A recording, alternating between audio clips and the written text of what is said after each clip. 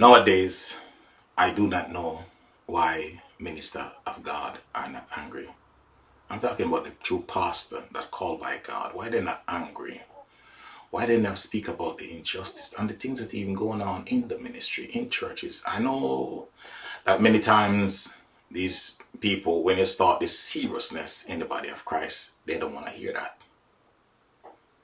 And pastor, don't be afraid to say, okay, you don't want to hear it. Then go start, look what's going on. Look around the world, what's going on. All is wickedness. But as soon as I open my mouth to speak on it, you don't want to hear it. But then when you see it, you start crying, oh Jesus, all this. But we have to deal with it.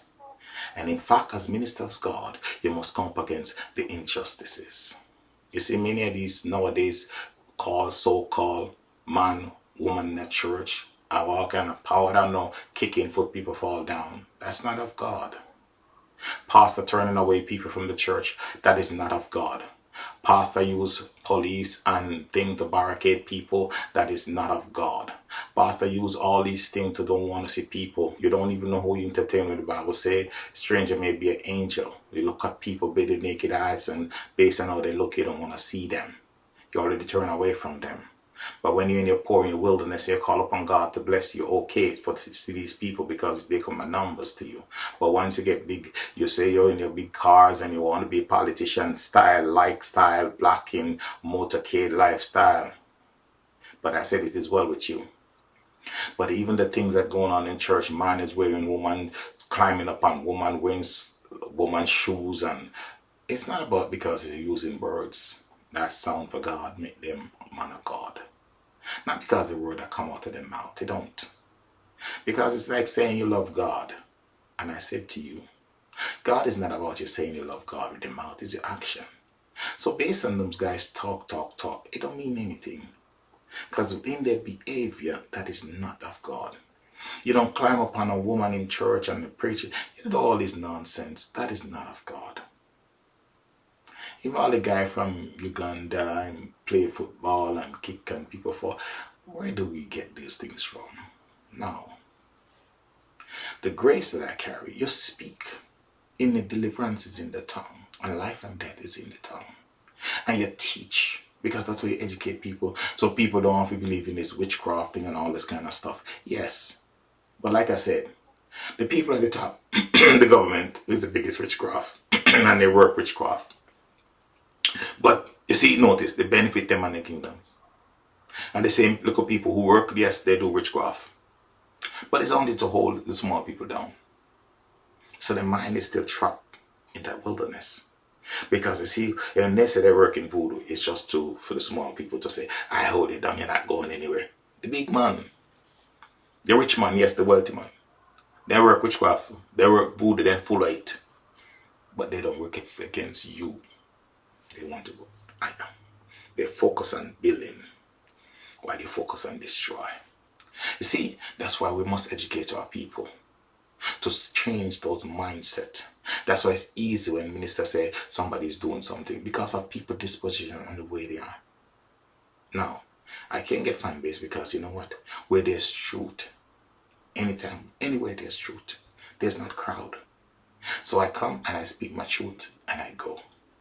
And I make God deal with the rest. So who for hears must hears, make them hear. Because the Bible says, the eyes and ears must hear, they will hear, and eyes must see. So at some point, they will get it. But I'm saying, people, I'm saying to ministers, you should be mad. You should be outraged after things that are going on. And if you're not come together and speak on these things, it's like all of you just sit down for money. If you don't get money, it's like God not even in your mouth anymore. It's about your numbers come for people. Money is like the church is just for money and it's not for the injustice. Catholic Church, Anglican Church, every church come together and come up against opposition. Stand. That's the only way we get better. We say we're greater in number. The Bible says when we gather together, there's manifestation. So, take for instance, any one of the ministers out there where you think is powerful, and the congregation just keeps silent. So much grace they have. Because many times it's the people in the church with those grace and praise and worship. And yes, it make a pastor come now big and feel good. But put him without it and see what happens. My people, I am saying to you, we must get ourselves, look at this time that's going on. Pastors, you must get angry if you're true man of God. I don't know, you call apostle or you call yourself bishop or whatever you call yourself. If it's like everyone in their hands of wickedness, everyone in their hands for just money. Woman can't see a good man and identify him if he don't have some kind of trap. All that litter is gold. Man can't see a good man unless there's some kind of trap. Material issues is no more looking at their physical appearance and judging based on that. We are so much dark in the wilderness and can't even understand what we're doing. This seriousness must come back in the body of Christ, because as I said before, only two ways you can really truly serve God. One, as a man of God, you must have to be serious. Must. The second, you have to have pure love. Pure love. And you must have these two things. Without it, you're not serving God. You're not serving God. Because the seriousness must, when you're called to do your work. That's how you serve God. You have to be serious. Just like Moses, you have to be serious. Not like Aaron failed. You have to be serious in serving God. The works that he put into your hand, I said before, it's more, and that assignment to God is more than any family, any member, and you cannot waver with it. You have to do it, because if God called you to do it, you have to do. That's why calling and choosing is different, because people choose know that you don't waver. David said in the last book, first you must understand the fear of God, and to make manifestation you must understand the fear of God. And if you're teaching and preaching without the fear of God, then there's nothing there. Because that's all you see. Teaching. You see sign and wonders through teaching. But most importantly, it's the fear of God more important than anything else. Pastors, ministers, bishop, what you call yourself a pastor, so-called prophet, I don't care. We must be hungry today. Serve God with a purpose. Have a true identity in the body of Christ. As Christian, as Muslim, as everyone, if you notice, you have to identify yourself, I say it again. You cannot look like them. Christian cannot look like the world. How? The Bible says if you love the world, you can't love him. So how can a man call himself, a woman call herself Christian and look like everything in the world, act like everything in the world? What separates you from the different from those people? What separates you from devilish people? How do you know God? People there from the people of the devil. In your walk. It's there. Trust God. Worship him. Believe in him. Honor him. Your integrity, man of God. Now you have woman who want to take over because you allow them. You can't speak. You're afraid to go on. And then you have all these men flooding these women in church. I don't care what woman, what it sound good. She's not supposed to be in that position. But you're out of position. And then you have this weak man. That's why ordinary man can never serve God. I said it already. And it's take extraordinary man. You give a woman at that time and see what she do. Then you understand this limitation, just like it's limitation for every man. Just like with temptation, man have limitation.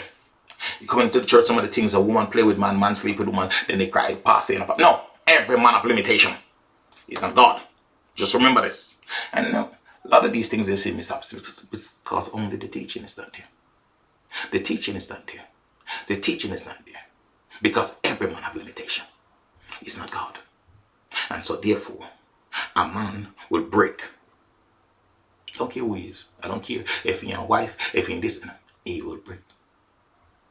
Because he has limitation. So all the tempting and temping and all kind of something like that. And when things happen, you cry, oh, he's no man of, yes, he's a man of God. He's a man of God. God anoint him and bless him. You see, even in righteousness, there's error. You understand? Because no man is perfect before the king. You must understand. I thank all listeners today that will listen to me and understand. There's a message here. And God is real. Fix up yourself. Don't wait till it's late. Fix up yourself. Get back to seriousness. Fix up yourself. Fix up yourself. The Lord is serious. and he's real. Look around and see what's going on. Don't wait until it's too late. You cry, have mercy when there's no mercy coming to you.